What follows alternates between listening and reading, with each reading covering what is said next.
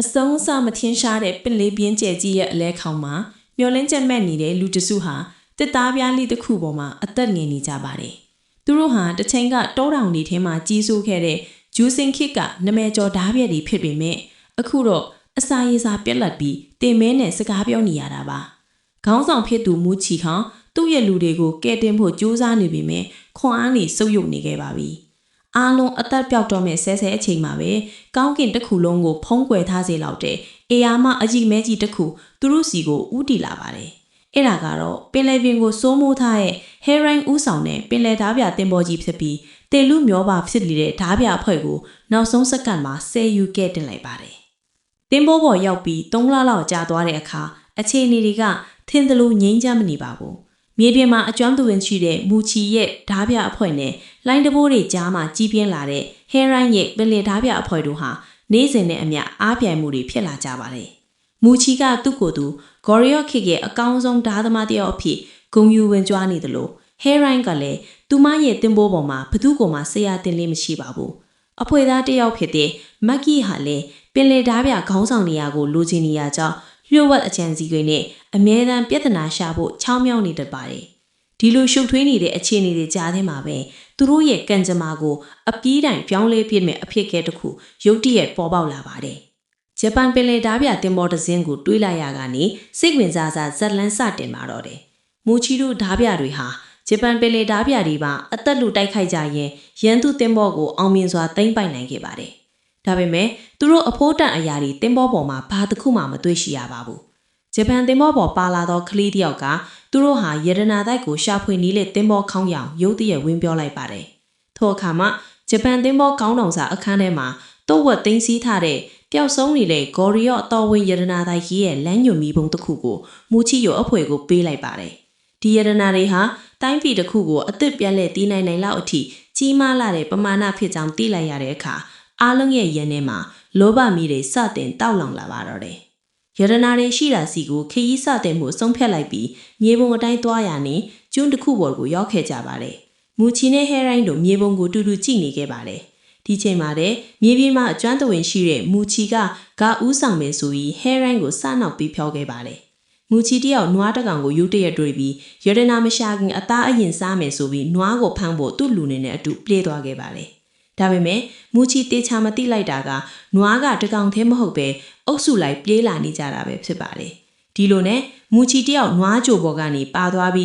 ကြောက်ကန်းပါဘတ်ကိုပြုတ်သွားခဲ့ပါတယ်။အဖွေသားတွေနဲ့ဟဲရိုင်းလည်းမူချီတယောက်တေသွားပြီဆိုပြီးကြောက်ကန်းပါဘတ်ကနေပြန်လှည့်လာခဲ့ကြပါတယ်။မူချီကတော့ကံကောင်းထုံကြမစွာတစ်ကွင်းတစ်ခုပေါ်မှာတွဲလောင်းချိမိပြီးရတနာမြေပုံပါတဲ့နွားကြော်တစ်ခုကိုပါတွေးရှိခဲ့ပါတယ်။ဒီလိုသူတို့တင်းဘောပေါ်ပြန်သွားဖို့လုပ်ကြတဲ့အချိန်မူချီကငါမြေပြင်ပေါ်ပါပဲနေခဲ့မယ်ဆိုပြီးသူ့ရဲ့အဖွဲသားတွေကိုပါနေခဲ့ဖို့ပြောပါတယ်။သူ့ရဲ့အဖွဲသားတွေကတော့ဟဲရိုင်းအကူတင်းဘောပေါ်လိုက်သွားပြီးရတနာကြီးရှာဖို့ပဲစိအားထထနေကြပါတယ်။ဟဲရိုင်းတို့တင်းဘောပေါ်မှာညစာစပါးပွဲလုပ်နေကြပါတယ်။အဲ့ဒါကိုအခွင့်ကောင်းယူပြီးမူကြီးတယောက်ရတနာမြေပုံပါတဲ့နွားကြုံကိုခိုးယူပြီးမက်ကီဆိုတဲ့ပင်လေဓားပြခေါင်းဆောင်ဖြစ်ချင်နေတဲ့သူ့နဲ့တင်ဘောကြီးပေါ်ကနေတိတ်ဆိတ်ထွက်ခါခဲ့ပါတယ်။မက်ကီဟာလည်းမူကြီးကိုလင်မာပြီးရတနာမြေပုံပါတဲ့နွားကြုံကိုသူ့တယောက်တည်းရောင်းစားဖို့လှုံ့ဆော်နေပါတယ်။ဒီလိုနဲ့ဟဲရိုင်းနဲ့မူကြီးတို့ဟာပြန်လဲပူးပေါင်းနေသွားပြီးမက်ကီကိုလိုက်ရှာကတင်ဘောကြီးစီပြန်လဲခေါ်ဆောင်လာခဲ့ပါတယ်။တခြားတစ်ဖက်မှာလည်းရတနာလေးကိုလိုက်ရှာနေတဲ့ဂျိုးစင်အစိုးရကိုပုံကန်ပြီးအာနာသိမ့်မှုကြိုးစားနေတဲ့ရက်ဆက်ကြမ်းကြွလာတဲ့စစ်ကြိုကြိုဟောင်ဘူးဟောင်ဟာလေဒီရတနာလေးကိုလိုချင်နေတာပါဘူးဟောင်ဟာအတိတ်မှာမူချီရဲ့အထက်ရာရှိဖြစ်ပြီးမူချီရဲ့ဘဝကိုဖျက်ဆီးခဲ့တဲ့တစ္ဆာပေါက်တစ်ယောက်လည်းဖြစ်ပါတယ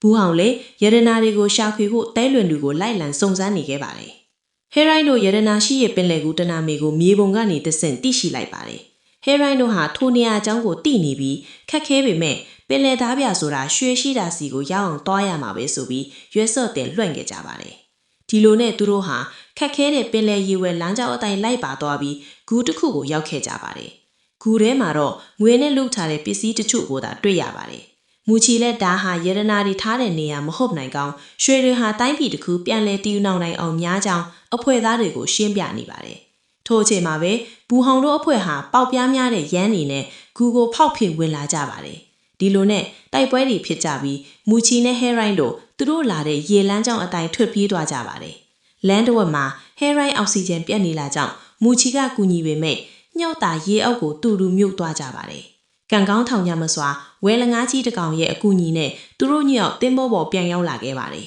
။အဲ့တိုင်းထီနောက်ပိုင်းမှာမူချီနဲ့ဟဲရိုင်းတို့ဟာတယောက်ကိုတယောက်ပိုပြီးနားလေသွားကြပါတယ်။ဟဲရိုင်းလည်းအိယာကနိုးလာတဲ့အချိန်သူ့အိမ်မက်ထဲကမင်းစားအလန်ဟာမြေပုံတစ်ခုဖြစ်တောင်ဂူထဲကိုပြန်သွားဖို့ပြောလိုက်ပါတယ်။ဒါပေမဲ့မက်ကီဟာအလန်ဘောကကျွန်းကိုတိရှိနေပြီဖြစ်တယ်။မက်ကီချုံနှောင်ပြီးဝိုင်းဝန်းမင်းမြန်းတဲ့အခါမှာတော့ကျွန်းနာမည်ကဘုံကဲဆိုးလို့တီးလိုက်ရပါတယ်။ဒီကျွန်းကိုရောက်ဖို့ဖြတ်သွားရတဲ့နေရာမှာမိုးကြိုတွေကဆက်တိုက်ဖြစ်နေတာဖြစ်ကြောင်းယာဒီဥဒ္ဒတအရင်ဆိုးရွားနေကြောင်းတွေကိုတင်းဘောသားတွေကကြားဘူးနေပြီးတယောက်မှမရောက်ဘူးပါဘူး။အဲ့ဒီအချိန်မှာပဲမက်ကီကခလေးဘွားကလေးကသူဟာပင်လေပြည်မှာမွေးဖွားလာတာဖြစ်ကြောင်းထိုနေရာကိုရောက်ဖူးကြောင်းကိုပြောလိုက်ပါတယ်။ဂူရဲကြံရရခဲ့တဲ့ဘူဟောင်ကလည်းအလန်တစ်ခုကိုတွေးရှိပြီးအလန်ဟာရိုးရိုးအလန်မဟုတ်ပေယေဒနာထိုင်းရှိတဲ့ကျွန်းရဲ့မြေပုံထစ်နေတာကိုတိလိုက်ပြီးကျွန်းကိုတင်းပိုးတွေနဲ့တွားဖို့ပြင်ဆင်ကြပါတယ်။ညဘက်မှာဟဲရိုင်းတို့အဖွဲ့ဟာထိုကျွန်းအကြောင်းတွေပြန်ပြောနေပြီးတွားတင်တွားမတင်တိုင်ပင်နေကြပါတယ်။တွားမိဆိုရင်လည်း